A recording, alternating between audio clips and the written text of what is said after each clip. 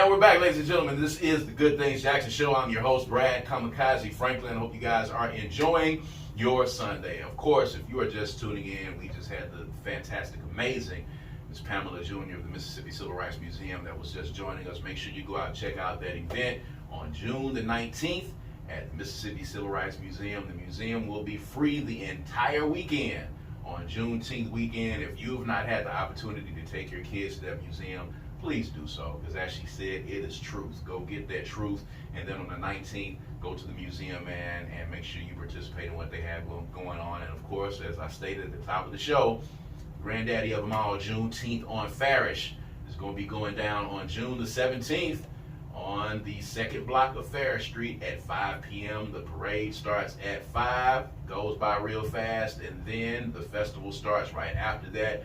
We've got over 80 vendors that are going to be down there on that street. We've got some great entertainment that's going to be there as well. Hey, it's just like a big family reunion, man. We're going to be celebrating culture on Farish Street Saturday, June 17th at 5 p.m. on the second block of the historic Farish Street District, doing Juneteenth like it's supposed to be done. And shouts out to everybody that's having a Juneteenth event in the upcoming week. And on the weekend as well. We're celebrating culture all through the city of Jackson. So make sure that you are out somewhere. As promised, before I went into break, we have Mr. Synarus Green with us, and he is running for District 72 House of Representatives. It is election season. We have candidates on here, and we give them the opportunity and give them the platform to talk about their campaigns, talk about, what they find important, talk about what they think their constituents need to know about. And, we want to try to ask some of those hard-hitting questions, man. So definitely, first of all, Synarus, thank you for being here. Thank you, man. And secondly, District 72, real quick, for anyone that might not know where their lines are drawn, and that's a lot of people, as a matter of fact. Where exactly is District 72? So District 72, if you want to kind of paint a nexus, it's going to be North Jackson. The dividing line is between State Street, Jackson, and Madison Ridgeland.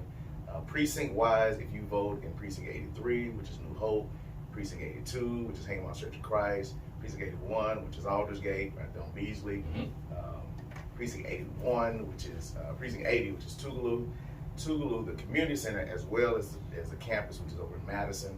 But the district also picks up 4 precincts in Madison, which is in Ridgeland. You got First United, which is on Jackson Street, the Marks apartment complex, Colonial Heights, and Trace Ridge. Okay. Trace Ridge Church, which is on Pear Ridge. All right. So for those of you that are listening, that's kind of a quick synopsis of the lines. If you know someone or you yourself falls within those lines, this is a very important conversation for you. There's a lot of people running for this particular seat. We'll talk about that in one second. But Synarus, people that are not familiar with you, give us a little background. Tell us who you are.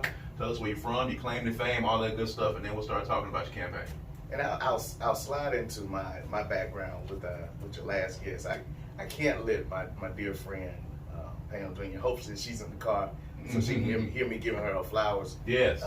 Miss Pam Jr. We used to work together in the city of Jackson. Yes. You were working with us by that time. Yeah. And Pam, forgive me for calling her by her first name, has known me and my family, has known me more longer than I've known her.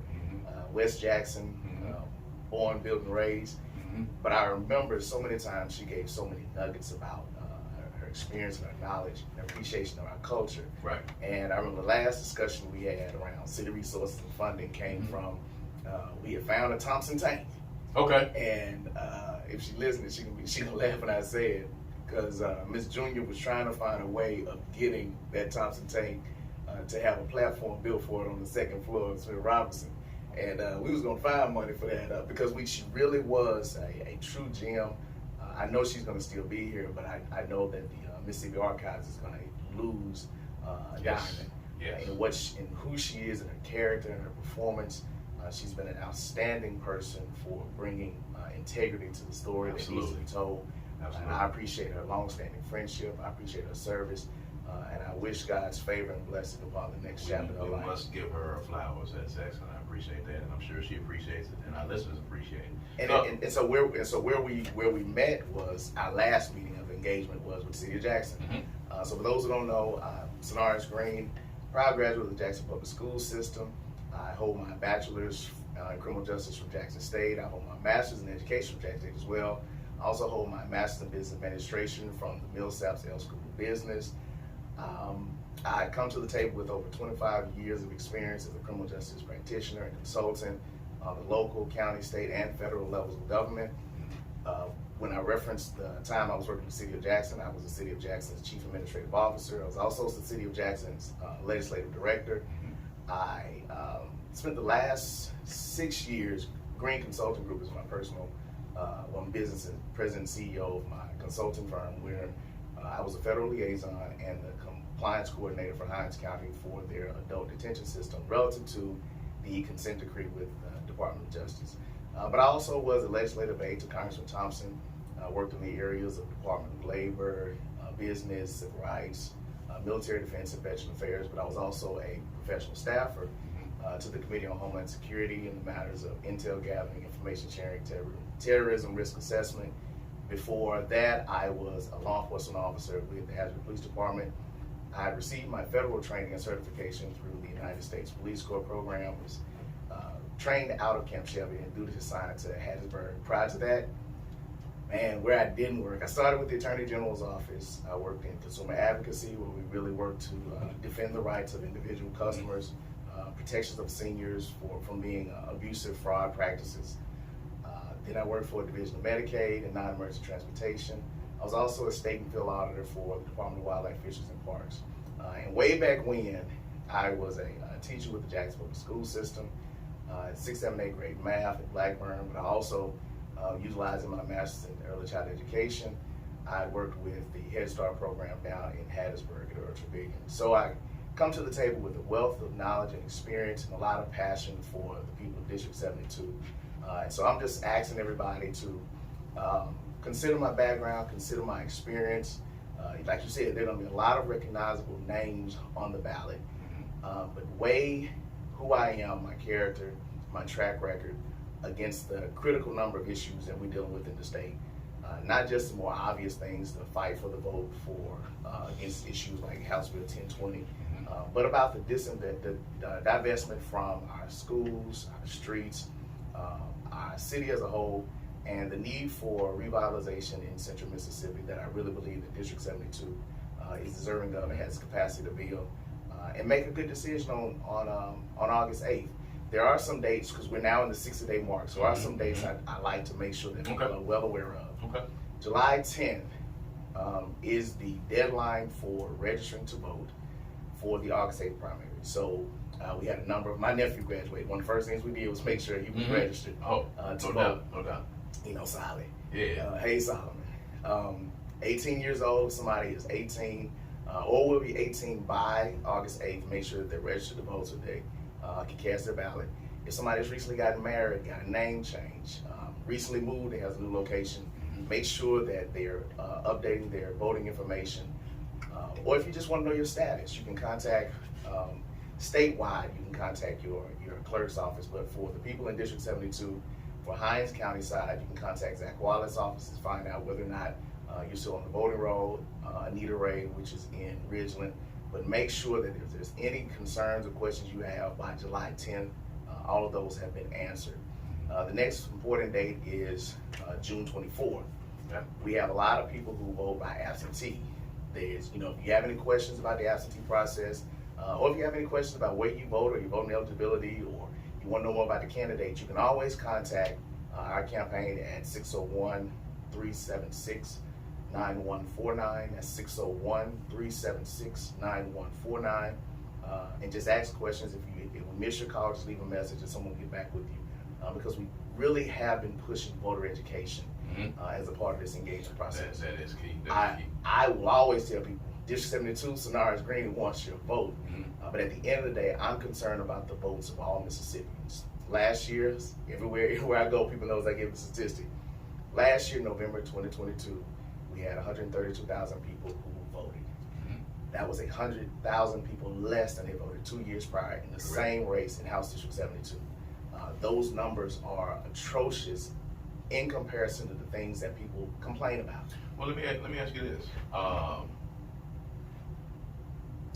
Let me backtrack a little bit. Let me ask you this. With all of the things that you have done, your resume that you so eloquently just rolled out for us, you've literally done everything from A to B. Your experience is extensive. You have several different experiences and several different skill sets and a lot of different things. Why in the world would you run for public office?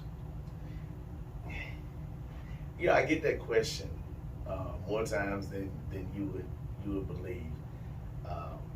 I'm a firm believer in people having great opportunities from great engagement. When I was teaching, when I was in law enforcement, when I was the Aaron to the Moses for whoever I was working for, whether it was Father Mayor, the late Mayor Shugway Lumumba, Congressman Thompson, I always offered my best in service. I've been doing the policy work, policy development, policy writing. I developed the legislative agenda for the governing authorities for the city of Jackson for the last 20 years. The opportunity presented itself. If there had not been, 2016 when I ran for this seat, I wasn't running against anybody. Representative Campbell had resigned and I felt that she was doing a great job. I would not have run against her, but the position came available when she resigned. It was a great opportunity for the skills that had been poured into me from Mississippi, from District 72, for me to give back. That race was unsuccessful. 2020, fast forward to 2022, Representative Gibbs resigns, the position was vacant again. As I believed in 2016, Hinds County, Madison County have given me much. So much is given, I believe, much is required. And I live a life of service, and it created an opportunity for me to give back. I knew the needs and the concerns of what was going on with at the Capitol. I had worked in the community, both not only in the government side, but I didn't mention I'm the president of Phi Beta Sigma Fraternity Incorporated. I know I like your black and gold, my brother, but as a member of the Divine Nine, hey, we have to, we can't take everybody. We can't take everybody. So you know how it is. We gotta spread the black excellence around. So our alphas always we tip our hats to our brothers at Phi Beta Sigma as well. But yeah. But as you know, working in the community, we get to see the best of the best, but we also get to see people at the toughest times. And having that perspective, I knew that I offered something to the table that was needed. A sense of good moral compass, a passion. And those things are common sometimes when it comes down to when people find candidates. Where I think uniquely I offered and brought something to the table that was needed was in the experience. I don't know many people who can say that they worked with the Obama administration to help to facilitate the expansion of Medicaid for our underserved and our underinsured across this country. There are many people who can say that they worked with Small Business Administration, Department of Labor, to help to develop strategies and policies that supported for creating innovative ideas for business development so that people are getting livable wages and gaining gainful employment and actually providing for their families. When it comes down to education, I don't know many people who can say, I support the expansion of MAEP and I want more funding in our schools, but they've never done a bell ringer. They've never actually been in the classroom and known what it's like to be saying, hey, tomorrow, since I don't have supplies in the school, I guess I'm stopping by Walgreens to bring some in with me to class. There you go. I didn't know, and again, at that time, there was nobody in the race. I was the first person who came out. It wasn't like I was running against somebody else. Again, it was just an opportunity that I saw to better serve in a different capacity, and I took advantage of it. Well, let me ask you this, and I want to get to that voter apathy issue. Put a pin in that, we're going to come to that, but I want to ask you, having developed the legislative agenda before for the city, and now wanting to run to be a part of that same legislative body, I know you sat back in the last year and saw what has happened, the tumultuous session that we had in the Capitol, the tensions that exist between lawmakers at the Capitol and the city of Jackson and our municipal government. You created this agenda before, you've been at the Capitol, you've had to go down there and speak on behalf of the city. Getting into the legislature as our representative from District 72, what do you see needs to happen so that that contentious relationship that exists between the city and the legislature can be quelled. So. I'll be honest with you. There are some people who are going to maintain a position of aggression and adversity, to maintain an adversarial position to Jackson just for the sake of. Those aren't the people that I'm talking about. But what I have found year after year is that as much as what comes out on TV looks like Mississippi is extremely polarized, and I think on TV and the narrative, depending on what newspaper you read, it is. Correct. But at the end of the day, on both sides of the aisle, what I have found consistently is that everybody wants safer streets. Everybody wants better schools for their kids and their grandkids. Everybody wants a grocery store close to their house so they can get fresh produce as opposed to driving 2 hours to a Kroger. And people want a community that they can say that they're proud of, so they can invite other people to come and move to the state. Right. Where I think we have got to get to the point, which is going to require, to be honest, we're going to have to get people out to vote. I can't say or preach enough how important it is to have more common sense minded people in the legislature making decisions. Some things are just going to be harder to do if people don't come out and vote, and we keep having people in office who don't vote the interest. So how do we develop that passion for people to vote? Because you and I both know the apathy now that exists for people voting. They don't really care about it. They're cynical about it. A lot of people just feel like regardless of what they do, things are going to be how they are. And I think probably in the past couple of years, it's even gotten more cynical when we have more young people who are just not participating in the process because they don't see it as a process of integrity or one that is putting people of integrity that are going to have their best interest in mind when they get in those seats. So what do we do to get people excited about voting? How do we get people to come out and exercise that right? So a number of years ago, what we used to do, which I think is a very still effective process, back when the Hinds County delegation, the Legislative Black Caucus, would meet regularly at Battlefield Park. This was back when I was 9 and 10. Me and my friend Grace Butler, we talk about it all the time. We remember doing the things that worked. One, it meant taking Hinds County, working with the Hinds County delegation, one of the largest delegations in the state, and making sure that everybody, you've got your constituents, but we've got to represent a clear, present force for the rest of the state of Mississippi who feels like we feel. I believe, I know all of the Hinds County delegation, again, I worked with them when I was with the city of Jackson. I believe that there is space for working to engage that group so that they know, hey, we need to start looking like we share a common interest so that we can be a reflection for what's possible in other places. The next step of that is evolving that into a statewide coordinated campaign where you're actually engaging. I worked on the state board for the Democrats. I worked on the Hinds County Democratic State Board.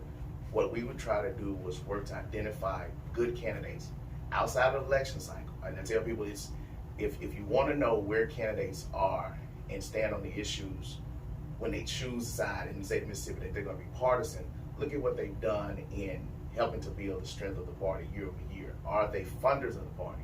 One of the things that we've got to do a better job at is raising funds. It's hard out here running a race in the election cycle when you don't have money. Yes. But it's even harder engaging voters and good candidates to get them prepared for election outside of election cycle. But I think that that's something you can do when you've got a Hinds County delegation who's got members who are in the delegation who've also worked to understand the difficulties that the state party faces. And so working on that statewide coordinated campaign is phase 2. I'll tell you in advance, Synarus Green does not anticipate being 90 years old, still sitting on the state legislature. My goal, my aim is to short term look at some low-hanging fruits that I think that are approachable, especially we can talk about it in the space of public safety. But to address some low-hanging fruits of legislation, to produce some legislation that speaks to things that we'll have to work on for years. Because one of the things that I used to tell the city of Jackson all the time, policies don't change. The government doesn't change overnight. You've got to have a short-term gain and a long-term gain. And so I just think those things that work. The same thing with the long-term strategies. I want to be able to provide some stability and some confidence from the voters in seeing a good representative in District 72 who's responsive but who's also capable, so that when I leave the seat, whether it be 10 years, 15 years, 20 years, that when I leave it, it's in a strong, stable position where we've built up a coalition both locally and across the state, and then people feel confident in knowing that, yes, I can come back to vote because I see where the government is starting to work for me. I can put myself out as a candidate because I see that there are strong candidates that I will be able to go and work for. I think that's another thing. There's voter apathy, but there's also candidate apathy. Sometimes we end up in races with people who, quite frankly, didn't have nothing else to do. And We see that a lot. and when you have people who don't instill confidence, somebody used Dion example the other day. I was like, I wouldn't use Dion, like Dion, but the example they gave was people need to know that there's a coach that they can trust, and they can trust because they bring the excitement, the idea, the energy of that somebody I can follow because they have a lot of energy, but also they can show you that they've won. Yeah. I think that's the strategy that I know I'll bring to the table for the Mississippi legislature, that you just won't see somebody who can speak well. He speaks well, what would Chris say? He's so well spoken. So well spoken. Not only that he speaks well, but that what he says he does, and that I will forever be responsive to voters so they know they can always reach me. Let me ask you this. You talked about public safety a couple of comments ago. You saw the back and forth that was going on about HB 1020. You talked about the fact that there is no one that you will talk to that does not want safe streets in the city of Jackson. There's no one that you talk to that says that they don't want crime to go down. The premise from a lot of people that I heard on the other side of the aisle is that, those black folk in Jackson don't want to do anything about crime, which is not the case. You saw the back and forth, you saw the contention there that existed, but you also agree with a lot of folks that we want to figure a way out of this.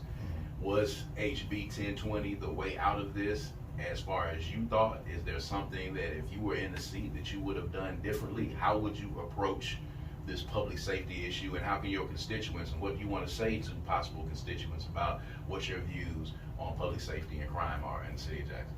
And in Madison, another part that you will also be representing. 1020 was a deal breaker from the door. No amendment could have made that a good bill. It was a bad bill. Back in 2014, one of the things that I encouraged the city council and the mayor then to consider as far as the legislative package was a way of incentivizing more professional development within law enforcement.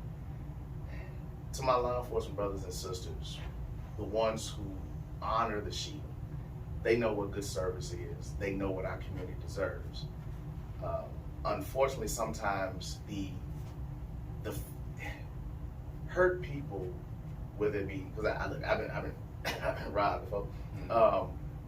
When you've been victimized, it's sometimes difficult to see past emotions. Yeah. I always encourage my law enforcement colleagues to not allow emotion to push you into spaces where you're making knee-jerk decisions. All decisions that when we look at back in House Bill 585, this was back in 2014, 15, I believe. There was money set aside. Senator John Horn, we worked together to get the BOTEC study done. Even before the BOTEC study, there had been other research done, Jackson State, groups had worked around knowing what are the precursors of crime. We know what the data says works. We know what best practices are. Right. You asked me about 1020. The biggest thing outside of the unconstitutional push for having judges that are, even though they may appear to be appointed, you operate as if you're existing with a full term, as if you elected. Right. That aside, having law enforcement in a community that's not trained in that community, doesn't have a personal buy-in to that community because the development of their the modules for how they were trained and scenario-based was in that community. It was a good check, and I applaud people who go to where the money is, but there's a responsibility and accountability that's got to be there with transparency if you're going to have public trust. The biggest issue I had with the law enforcement the presence that came in is that it appeared to be no care for public trust. If in law enforcement, public trust is not our forefront, in the frontal lobe of our mind of what must be held, then you can't say that you're honoring our most sacred relationship with the community that we're supposed to be serving. we've also got to look at the data. If you take every person who's currently in our jail, every person who's currently on our indictment docket waiting on trial, and everybody who's been sentenced waiting to go to MDOC, that is roughly 1% of the city's population. But we manage 95% or 99% of the city as if they're the 1% committing the crime. Law enforcement need resources to be more innovative in their approach to how we deal with crime. There was some information that came out with CCID, I think with the Capitol Police, about the real-time command center. Yes.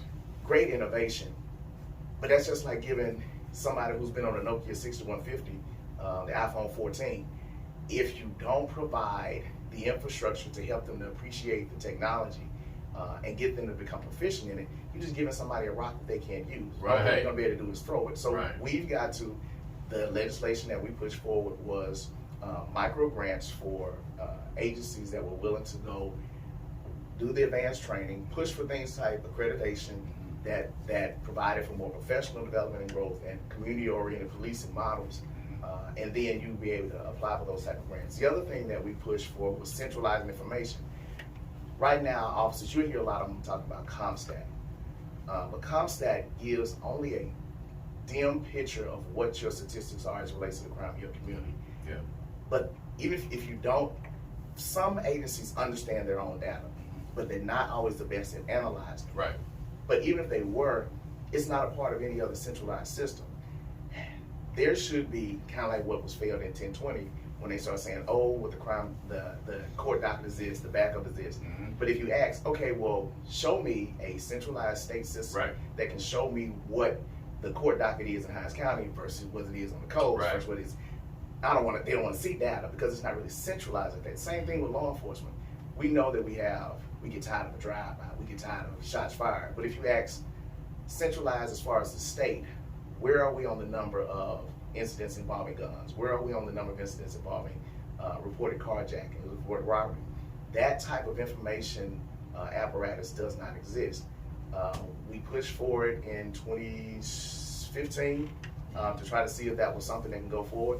It did get some traction in the legislature. I think now with, since there appears to be this great concern about helping Jackson, I think that the legislature would be amenable to hearing how do we start gathering better data so that we can look at what the issues are as opposed to being anecdotal and just painting a broad stroke picture. Let me ask you this question as we're ready to wrap up. Let's say you're in there and you're on day one. What needs to happen for the Hinds County delegation, particularly the Jackson delegation? And again, you know, we saw some clear chinks in the armor when we were talking about House Bill 1020 and we were talking about infrastructure issues for the city of Jackson. You know, how do you come in and what are some of your thoughts on, real quickly, on how we can mend the relationships and how we can end the contention that exists between, you know, the Hinds County delegation and what seems to be a concerted effort from lawmakers in other parts of the state to, you know, to continue with what I call the benign neglect that is happening of the city of Jackson. There's a clear disconnect that's there. There's clear vitriol that was spit during this session. So how do we begin to mend those fences? I think the first thing is that as you say, the Hinds County delegation has got to have, with the new legislators that'll be there in January, a come to Jesus meeting to make sure that everybody's on the same page. Let's look at the successes for 2022, 2021, 2020, the things that work well, the things in the short-term plan that work, the things in the long-term plan that we want to continue to work on, and make sure that prior to the session of 2024, everybody's on the same page. We're getting the messages that we feel are the most accurate from our constituents, and we kind of come to the table and agree these are the things that outside of our separate initiatives that we want to do for our constituents, these are the 1, 2, 3, 4, 5 areas that we commit to saying at the end of the day, if anybody asks us, we're all consistent on these matters. Gotcha. Putting those things into legislation, obviously education is going to be one. The community school conversation is going to come up again because we're trying to find new ways of addressing the compounded issues of the underfunding of the public system. Right. That has now turned into our schools needing more resources to deal with children who are coming to school with very difficult problems. Expansion of Medicaid is going to be on the table again. Funding for our rural hospitals and the loss of programs like Merit Health. How do we make sure that we're retaining those resources inside the state, as well as not losing those doctors who are attached to it? Yeah. Economic development has got to be part of the conversation. Somebody asked the other day, how do we stop college students from leaving? I tell people that when I graduated, the thing that made me think about Mississippi as a stay or go, and again, I'm a country homeboy, I wasn't going nowhere too far from mom, but the things that I think, where students want to stay is if they're going to continue their education. We're well funding great programs for trade and workforce development at our junior colleges, but then we're also funding through IHL great program for our advanced degrees and certificates with our 4-year programs. And that with that workforce, we're also finding good ways of incentivizing our business districts so that the industries that are sending jobs to other places, we want them to come here, but we also want them to come here recognizing that we have a great workforce, and you're not going to underpay our people just because you're in Mississippi. Real quick, man, give everybody all the information if they want to get in touch with you to learn more about your campaign or to donate your campaign. Give them all that information on all the social media handles right now. We'll start with the donate. Okay. That's a good place to start. So we'll take it in reverse. I am asking everybody who wants to see a great leader representing District 72 to know that you've got somebody who's willing, capable, and ready to be in that position. But it takes resources to get that done, to make sure that we're able to engage and meet every voter who's eligible to vote by August 8th and making sure that they're aware of how to vote on that day. But to get that done, we need your assistance. So if you desire to do so, which I'm asking, to donate to the Green Campaign, you can do so at our Cash App, which is $Dares to Care, DARESTOCARE. You can also get all this information on our website at synarusgreen4house72.com. That's SYNARUSGREEN, the number for HOUSE72.com, and there's a donate page. You can also mail. There was somebody told me the other day, saying, "You gave me all them fancy numbers. I don't know how to do all that digital paying." You can also mail us at P.O. Box 31106. That's in Jackson, Mississippi 39286. But again, I am Synarus Green, your candidate for Mississippi House District 72.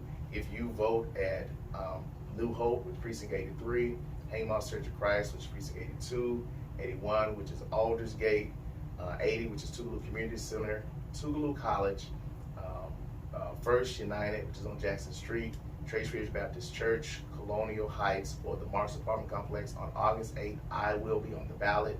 I am excited about the campaign. I'm excited about enlarging my territory and creating a whole nother space of opportunity of great representation for this district.